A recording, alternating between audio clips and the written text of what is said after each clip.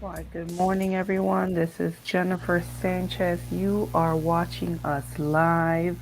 Happy New Year. We're 10 days into 2022. Woohoo! Um, can you believe it? And you, Alicia, are my first guest of the 2022 year. We're on episode 72. So, super excited. So, for those that are watching, we have a great lineup this month of guests, and Alicia's our first one. So, um, Thank you. I'll let her. Well, I'll introduce myself first. I'm the owner of the Women's Institute of Self Development Advocacy. I know that's super long, so just say WISE for short. We are a group that empowers women. We bring networking, conferences, retreats, coaching to women. And I'm excited because Alicia here does the same thing for women and for young chatty girls, chatter girls, right? Um, and this show is all about highlighting amazing women from our community. So that's who I am. Alicia, can you introduce yourselves to our guests, please? Yes, my name is Alicia Marcus Barong. I am the creator of a program called Chatter Girls. I have 30 years working with women and children, especially girls, empowering them. You know, we have to come from childhood to move into womanhood, and my philosophy is that we have to let go of the chatter that stops us from becoming empowered women, and we can stop it in a young age. And so I'm a speaker, I'm an author, and as Jennifer and I just talked about, I turned 70 years old yesterday, so you never stop. And Yeah. no, I'm not stopping. I'm going to keep on going so that I can empower this generation, especially like my 11-year-old granddaughter, to take over the world. And women will have the power of self empowerment Nice. to help. You definitely do not look 70 at all. When I read that, I was like, she's turning how? What? Did I just hear that correctly? There's no way. Um, I've known Alicia for those that, know me or watching the replay. Oh gosh, I think I've known you now maybe five Yeah, years yeah, now. I yeah. think I met you when I recently got laid off in 2016, and I started venturing into my like social media. When Hmm. I started doing like side gigs like that. We met at a networking event, I think, Yes, right? yes, yeah, we did. Yeah.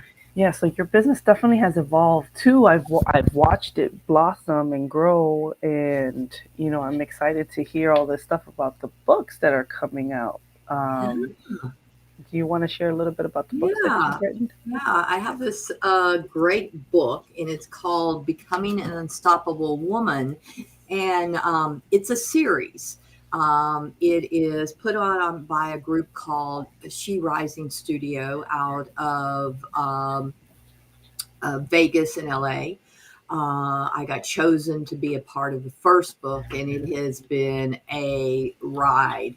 Each person has a chapter in the book talking about their lives. My chapter is called "Success Begins at Childhood," and I have another one. The next book will start the 25th. Will come out, and that one will be called "Changing the Chatter." And being an entrepreneur and the creator of Chatter Girls. But I continue to try to create programs and train other people and kind of do a lot of shifting. But yeah, it was exciting to write this book. I had written my own book, and that was actually why I was on your other program, Jennifer. Was I had written Chatter Girls program, and then I had written the book is Look Beyond the Mirror, Changing the Chatter, and a book for moms and daughters. And this year we've had a lot of creations. I created 30 affirmation cards that people can use for themselves, especially moms and daughters. These affirmation cards are really fun of being able to help them, affirmation for the day, a challenge, a mother, daughter, even, any family member of being able, this is our affirmation for this day. This is our goal for the day, and move forward. And then we took, um, uh, we took a journal and of chatter girls, and we turned it into a journal for young girls to go through the process of chatter girls by themselves or with their moms, with descriptions and writings and stuff like that. And that has been very well received. So last year was a really, really big year considering we were in COVID. All kinds of things were going on. Hey, And creative people will make something happen. exactly, You will create, make something. yeah, exactly. Create, and we've been very well received, especially in the world of being able to live in COVID and help the kids. And so that's why we brought out the journal and the affirmation cards for Okay. that. I love that. So let's go into coffee time. So coffee Okay. time, we definitely like, and we want the viewers, if you're watching, share with us what you're drinking as well, right? I'm a big believer that you get to know a person by the way they drink their coffee, or if they don't drink coffee, what do they drink, right? Whether maybe you drink a little liquor in the morning. I don't know, I'm just joking. However you drink in the morning, show a bit about your personality. So, what are you drinking, Alicia? Well, I'm drinking a latte. I have a husband who 5 years ago said we're spending too much money at Starbucks, and so he bought me a espresso machine Nice. because I love lattes. So I have this morning in my cup. I have a number of cups that have different philosophies on them. Every morning I have that one. My favorite is Let It Go because of my experience with Mother Teresa. And so it is coconut milk and espresso coffee and a little stevia. And it jumps me up. And that's the only coffee I have for the day. One cup. Nice, nice. I love lattes too. So that's Yeah. smart. Your husband's a smart man because, wow, Yeah, some, he is. He is. some I don't. Sometimes I could spend a good, $20, 30 a week, depending. Because then you take the kids, like, Oh, yeah. Oh, and then you gotta get the puppuccino, right? Like, yeah, you of have to course. get something for your dog. Oh, So, yes. My dog loves that. It doesn't mean I don't go and get espressos. It just means that I have one in the morning. I don't have to leave the house early to go get it. And it does make a big difference in the budget. We played with it the first year, and it was like, oh my gosh, yeah, yeah, I love Starbucks. I love Starbucks. My kid loves Starbucks, right? Like, but I'm sorry, like, and then my daughter's trying to shift over to Dunkin', and then she will drive, and she's like, "Can I get Dunkin'?" I'm like, "Why are you saying that? I don't want no Dunkin'." But I don't, I don't know. Maybe something kids are shifting over to Dunkin'. I don't know what's going on, but, um, and of course Dunkin's America's coffee. So hey, America runs on Dunkin'. Uh, Yeah.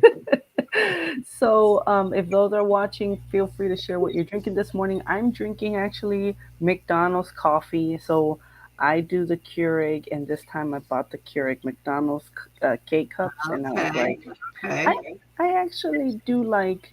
I know people look at me crazy, but I like coffee from McDonald's, black, Okay. Okay. black Black. though, Ooh. no cream, no sugar. Like, if you go to McDonald's coffee, black, that's the only one that actually goes down really smoothly compared to other coffees. I don't know why. I don't know why. So So McDonald's it is. I don't know what's going on there, but it's interesting. And then gas station coffee black is good too. I don't know why. Like, you buy black coffee from Starbucks, it's not great. You buy black coffee from Dunkin' Donuts, it's not great. Mm-mm. But you go to a gas station, for some reason, sometimes they're better than those. I've done that.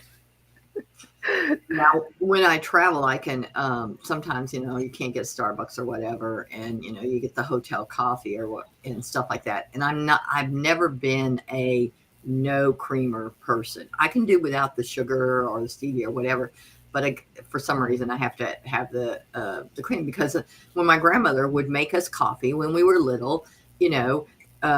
We'd all get to my cousin and I would have coffee with her and in the summer, and it was 3/4 milk, and the milk came from the cow that was outside, and and then a little coffee, and so we had coffee. So I never really completely changed. I've changed the kind of milk I drink. Coconut milk because it's a little healthier for me, but yeah, I've just never been able to get rid of the milk. That makes sense. That makes sense. And that's pretty cool that you guys used to get it from the cow. It sounds like, Yeah. yeah. I mean, I'm trying to think what they're called again. In my town or the area that our family's from, they have the parties in the morning where you go and drink alcohol with cow milk. Oh, really? Oh, fun, fun. It's like a whole thing. So we have Phyllis. She joined in and she Oh, rolled. Phyllis, I haven't seen Phyllis forever. Yes, Starbucks coffee is bitter. The only one I like is the white chocolate mocha latte. I agree. And the toasted white mocha is my favorite during the holidays. Yeah. I'm a black coffee drinker, so I make my own. Phyllis was actually our conference speaker last year when we did the Okay. virtual stuff. So Yes. a lot of fun, a lot of good stuff that I learned from her. So thank you, Phyllis, for watching. Um, so let's go into our conversation now that we finished talking about coffee, You right? too. And Phyllis, let us know what you're drinking. If you're drinking anything right now while you're watching the show. She said, "Good to see you, Alicia." Yeah, Um, you so, too. what is the pediatric life coach? Now, this is something I've heard of life coaches. Mhm. And I shared with you, I'm doing my master's right now in life coaching, and I know there's different types, right? You hear accountability life coaches, you hear, health and wellness coaches, you hear all these. So I'm assuming, but you explain to me what a pediatric life coach is. Well, I created pediatric life coaching because I was doing a lot of work with kids, and I do have a master's in counseling. I did my master's at Loyola years ago. But what I found was that not all children have mental illnesses. So, like, no, not all anxiety goes into a depression or a drug related issue. So, what I did was when I started working with kids again after I had stopped for a while, I went back to school and became a life coach and a certified hypnotherapist so that I could teach kids how to work with their mind. And so I have written a program. It is a program that people can go on and learn the different levels of working with kids, development stages, how to approach kids differently than you would approach adults. So the program is really for people who love children like I do. And they want to work with kids. They feel like, well, I don't have, they might already be a coach, but they really want to work with kids, teens, young adults. So I wrote the program from them. So the program consists of 6 weeks of 6 sessions of videos that they can watch. And then they can go to the next grouping, which is actually talking with myself and discussing those groups with other people as a part of the group. And then the next part is an internship with me and being able to walk with me and me be able to train them to work one on one with the children because it is different. Um, in this time of COVID, Hmm. children need pediatric life coaches more than ever because, like I said, not every child has a mental illness, but our kids are overwhelmed right now. They don't know how to balance one day they're at school and the next day they're not. And learning how to do, Zoom. And we thought the kids would be able to adjust to that a lot easier because they spend so much time on their iPads and computers. But guess what? No, they didn't. They had a harder time. Yeah. And you listen to the kids on TV and they talk about, no, I hate it and I don't know. And my granddaughter talks about it too. So, it's very different. So to Yeah. have their own coach, somebody to walk and to be their confidant and to do that and to teach them goals. You know, we develop goals for our year. So it's different. If you go to and people always say, and I think that this is the most important part to say, Jennifer. If you take your child to see a therapist, one first they're already labeled that they have the kid already feels like, okay, something's wrong with me, mental issue. But if you go to see a coach, it's just like their basketball coach. It's a person that they care about, who's going to teach them lessons Mhm. and help them adjust with life and walk the steps. Yeah. Yeah. So Yeah. that's That's really what it is. It is. It's fun. I love what I do. wow. And to have to hear that, and I can see it. I can understand it. Like, one, there's a stigma around mental health. So just to be like, hey, we're going to a therapist because you need somewhere to vent or unload or Mhm. whatever. People in general get frightened by that. So Yeah, imagine a exactly. child. I can only imagine a child. And through the whole COVID, like if we struggled with COVID, can you imagine an underdeveloped brain, how that struggled with, how that brain, the little baby brain, little child's brain struggles? It only makes sense what you're saying. And I think that sometimes we just assume as parents, we just deal with our own stuff. Let me just deal with my day to day. Let me get through my stuff. Let me get you on a computer. Oh my God, that was like the first year COVID hit. I was going bananas, right? Oh So yeah, yeah. imagine the child. I can only see if they see that you're losing your cool, they know, okay, something's wrong here. If my mommy's losing her cool, then something's wrong here, right? What's Yeah. going on here? So then they're not going to feel secure or safe or comfortable, right? Before I keep going, I wanted to share Phyllis's comment. She did share she's drinking black coffee, Dunkin', regular ground, and brewed at home. Nice. Thank you for All right, sharing. Phyllis. And as you guys are jumping on and watching, feel free to share what you're drinking, right? This is a coffee chat show. The whole point is that we are having a discussion as a community together with our guests. So do not be shy and hold back, and share your opinions, of course. So we just finished talking to Alicia. She shared her story, how she started her practice, her life coaching practice, but she targets pediatrics. She helps children and she loves it. And by the way, she looks great. She is 70, y'all. She is 70 and she looks amazing. She just had a birthday with January babies. Whoop, whoop. So I'm also a January baby. I So know, I know. let's go now. I really wanted to talk about this because I'm a big believer in setting goals for our kids, right? Mhm. Our kids will not know where to go without a parent's guidance, right? Yeah, yeah. So I like to sit down and ask my kids every year, what is it that you want to do for the year? What are the goals that you want to accomplish? I want to get them thinking about tasks, even if it's something minimal like, hey, I just want to go, I want to go on vacation here this year, or I want to go, I want to learn swimming, or I want to try this, I want to bake a pie. I don't know. I'm just throwing things out there.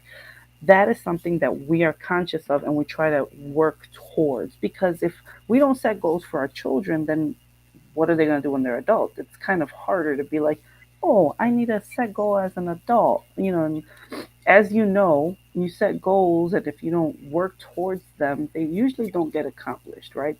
No, no, they don't. They don't. New We Year's have to we have to resolution. work on that. We have to work on with them daily. We really do. We really do. So Yeah. So so what are your thoughts around this? well, I really think that that's important. Being a January baby, I always tell everybody I don't set my goals until, as an adult, until my birthday, because I really feel like that's being a January baby. That's my new year, and that's when I celebrate the new year, is the celebration of my birth. And I always like that, especially with kids. So even if their birthday is in July, what do you want? What kind of goals do you want? You're just at a new age. What do you want this to look like? You get to draw the picture. And even if it's a 5 year old, well, like you said, I want to go on a vacation, or I want to learn how to ride this bike that I got. Um, but reality is that when we help them set goals, we give them what we as a society don't do, which is we give them control of their lives. Wow. And as we really actually take that away from them a lot, not intentionally, but we have to in situations. But even that 5 year old can see that they have a control of different parts of their lives. And imagine yourself as a child, if you would have known that you could have directed some of the things. I know that if I knew I had direction, my life would have been a lot different. But setting those goals, so when they hear the parents say, I'm going to set this goal, they're thinking, well, what kind of goals can I set for mine? Even if it's, the setting the goal of cleaning my room every day, or which moms and dads would love to have happen, or the setting of goal of, I want to make new friends this year, for the kid who has that social anxiety. If they just want to make one new friend that year, that's major. I want to not be um, everybody else tell me who I am. I don't want, if that kid says I'm ugly, I want to know, I want to believe and figure out my belief of that I'm unique. I'm not ugly, I'm unique. So it's a great opportunity for them to set the goals and be able to watch them do it. I'm a a strong believer in affirmations and gratitude. And I believe that if we have an affirmation for our day, um, you know, uh, to affirm what we want to do. I'm going to, one of the ones is that I'm going to like myself today. Just like myself. You get up, the child get up in the morning and they're all grumpy, and and you're looking at them going, "What's your goal today?" And they're, "Blah, blah, blah, blah."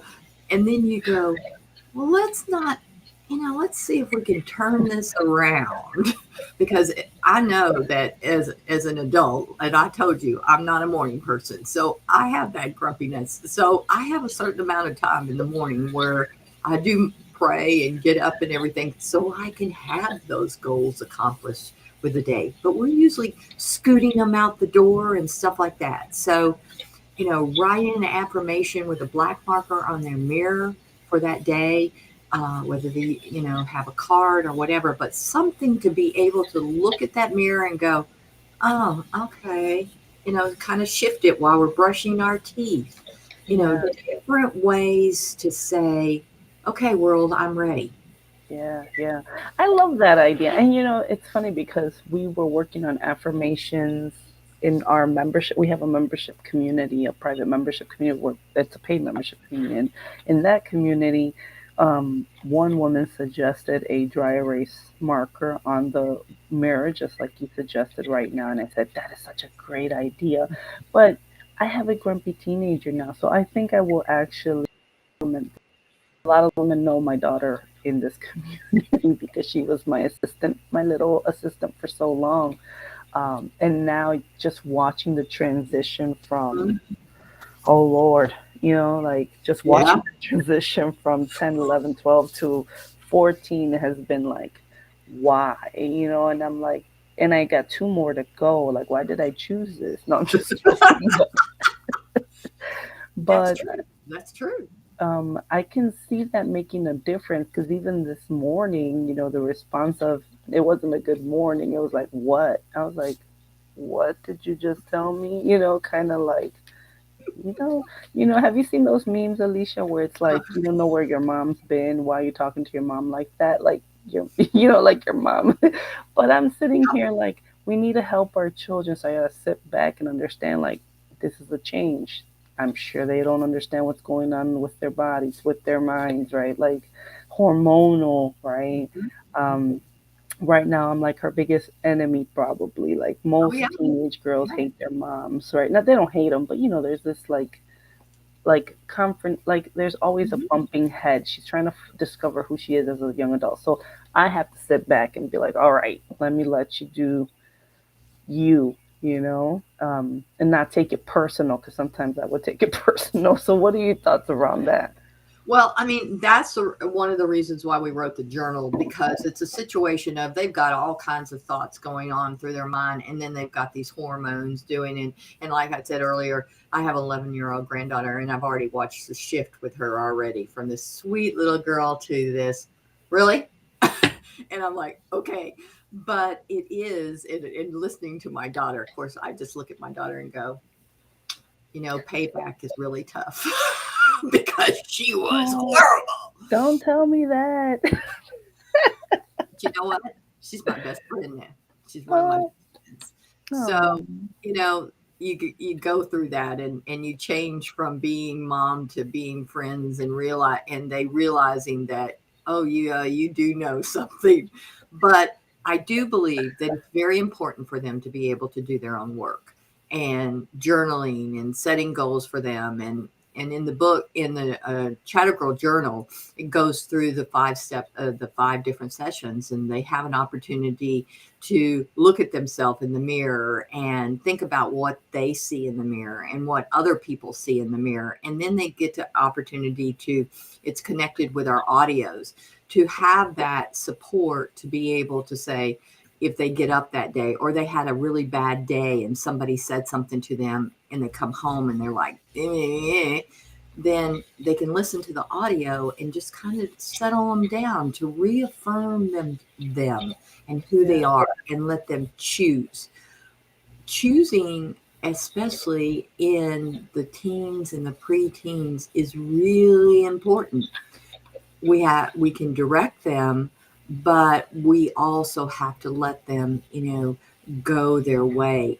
And I think it, especially, Jennifer, in this world, which is very different than the world I grew up, when the kids have different labels. You know, they're they're not, they're not just gay and lesbian. They have all these other names, and they're He, learning. she, her, they. And we're really seeing that. I'm really seeing that in the middle school is when it begins. And so they feel like they've got to make this stake at this time to figure out who they are before they go into high school. And parents are having a really difficult time because they feel like the kids are still being influenced by their friends a lot, and that they're afraid that their child's going to take on a label that down the road they might not want. Yeah, I could see that being scary, especially now. I see that more now, right? Like, how do you want Mhm. people to, what pronoun, right? We just had this Yeah. conversation, me and my sister, who's a social worker, right? And we're like, okay, this is to me, it's like maybe within the last year or two, maybe that now this has become a more common thing. Like, what pronouns do you want to use? My daughter, she was in a support group, for teens, and it was kind of like, when she introduced herself, every time she had to speak, she had to use a pronoun, she, her. Mhm. And now I'm like, can I just be called boss? I know that's not a pronoun, but can I be referred to as like boss? Boss gets that, right? you know. Yeah. But I'm just wondering, like, where did that stem from? Where, right? This whole like, and then I can't even keep up with. And of course, I respect all religions, all beliefs. Mhm. Like, hey, if that is the route you want to take, that is your choice, right? But I Yeah. just don't. The non-binary stuff, that's all new to me, so I'm feeling very old. Yeah. Like Oh, what's yeah. going on here, right? Like what's going on? I'm confused. But I get it. I get it. I get why they're starting to do that. So before we wrap up, I have a quick question for you. What is a chatter girl? Okay. So Chatter Girl is actually derived from the program, and my daughter and I decided on the name. And Chatter Girl being represents different words. So chatter, we always come out as a negative. We get these negative chatter, and so but chatter means something. So C's is represents celebration. H represents happy. How are you happy in your life? A is for aspiring. T is for uh, truthful. And the other T is for trustful, trust. And the E is for empowered. And R is for responsible, which covers all of them. So chatter means a value of how they look at their life. And so I always, with the chatter girls, after we do our sessions, I'm going, get up in the morning. We make these bracelets, and I get up in the morning and look at your bracelet and are you H today? Are you going to be aspiring today? Or are you going to be truthful or That is trustful? so cute. Yeah, so we made it have a meaning so that chatter didn't always present a negative. It got an opportunity to reverse it and turn it into a positive. And I had a lot of challenges when writing my book and people wanting me to change the name. And I said, no. I said, I want to take something that we all do. I mean, I listen to even Oprah talks about chatter, and I was like, let's take it and bring a positive. So when they're overwhelmed and they're hearing this negative stuff, they can look at it and go, yeah, I'm going to turn this into a happy day. I'm going to work on the happy in my day today. And that can set a goal too. I like that because you know what? You grow up and you go to school, and then you're one of, well, at least for me, I was the kid that talks too much, right? Like in my report card, there was always like she talks too much somewhere in the little corner in the old school report cards when they used to write on them. Mhm. I do remember I'm like talk too much, but that's now that we look at it as adults, it's like, well, we are social butterflies. We are now it makes sense why we're the way we are, but they make it seem like a negative, right? That we're chatty, that we talk, that you talk too much. But I like how you take that word and you empower. You put like Yes. you make a girl feel empowered versus ashamed, because Yeah. you do feel ashamed. Like, oh, your daughter talks too much. Like, oh, sorry. Well, I was the opposite. I didn't really find my voice till about 30. And I never said a word at school. They had to make me talk. And so I'll tell you this last story right quick is I was a senior in Catholic school. I'd gone to Catholic school all my life. 8 years of it was all girls. And then I went to Catholic high school, and the boys were on one side of the building and the girls were on the other. And there was a hall in between where everybody gathered, with their boyfriends until the bell rang. Senior year, they decided we'd be co-ed. Mm. So I was in an English class. English class was not my best class, and my teacher was Brother Sweeney, but he was also my counselor, which was another situation where I had had nuns as counselors all those lives, and all of a sudden I had a man. So Brother Sweeney says to me one day, he pulls me into the counseling office, Alicia, you have to answer a question in my class, or I'm going to have to flunk you in English. And I go, I can't flunk at senior year. And he goes, then you got to answer a question. So I said, okay, I'll try. I mean, I was really, really shy.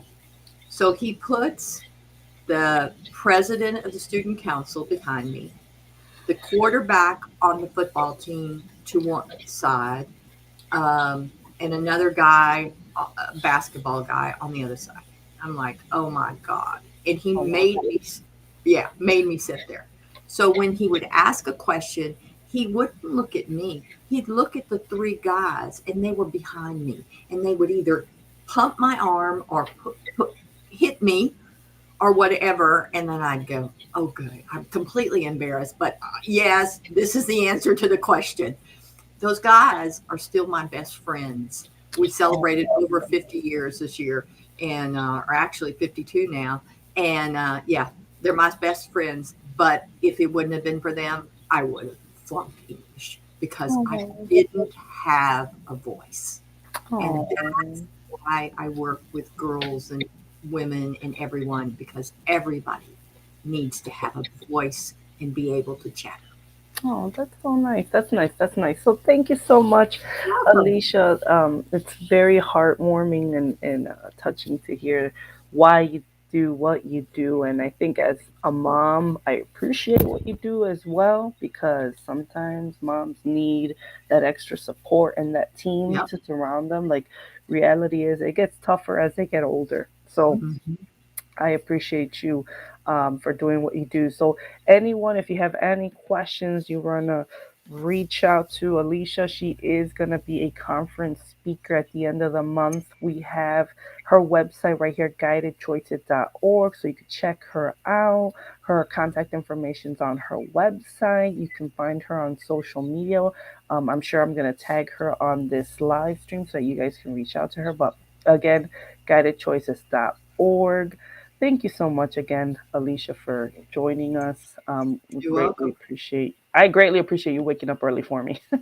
You're welcome.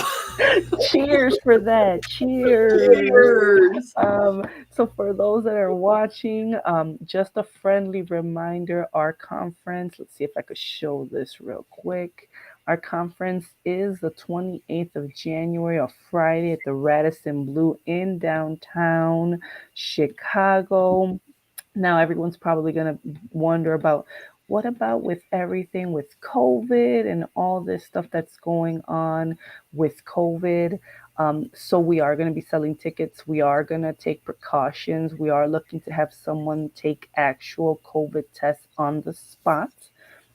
If you are not vaccinated because of this whole new rule of that the city of Chicago is doing about the vaccination cards, we do need you to have a letter of exemption, whether it's from a medical professional or religious leader, and a negative COVID test taken sometime within 72 hours.